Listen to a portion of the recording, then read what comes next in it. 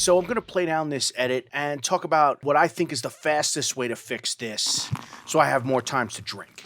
Here's the edit. You admitted to our lie detector administrator that you slept with 2 other women. And that Gail made a shocking confession of her own. So what happened here is you have this moment. This guy fails a lie detector test. We got this kind of cool freeze frame effect. She's absorbing this information. And then the VO goes, but she has a shocking confession of her own. But just for argument's sake, let's say I wanted to open this up. I didn't want the VO to come in so quickly. I wanted this beat to just rest on black. So I'm going to step in here. And you see what we have here.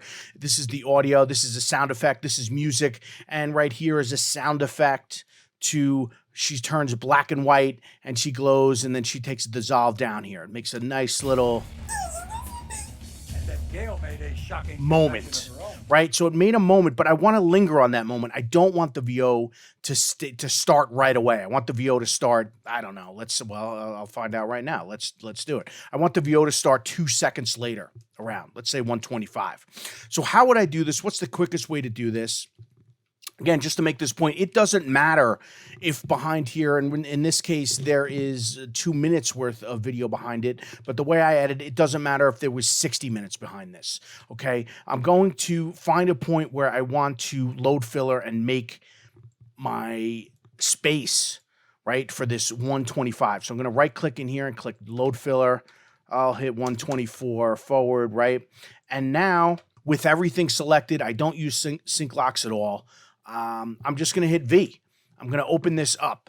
So now I have this space, and the first thing I'm going to do is move back that video moment. That has to be where it was, right? That video moment has to start right there, and then I'll lift that out. I'm lucky with this V4, which is not a moving bug. It's just a static bug. So that's very, very easy just to extend right there.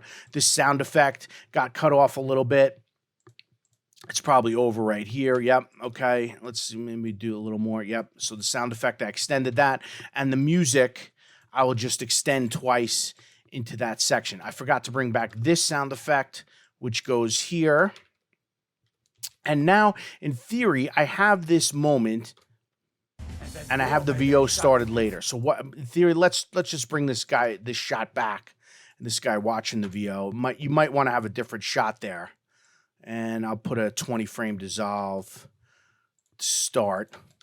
And now I'm going to render this, and now we're going to play this down again.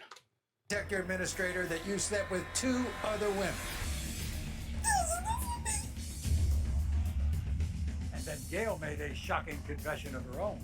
You admitted. Right. Now, I'm not going to get into the fact that maybe this shot's a little boring now. Maybe it's a little too spaced out. But I just wanted to make that point of what way to open up a beat in that section right there. Let's say for edit's sake, producer, you yourself said, you know what, now there's too much time in there. I want to take 15 frames out. How would I change this now? And here's what I would do. I would make the 15 frames right here. And looking at this sequence, I would cut out everything except for V2 because I don't want to redo this dissolve and all that thing. So if I cut everything out except for V2, the first thing I'm going to do is go back to V2, go 14 ahead, and cut everything that was beyond that.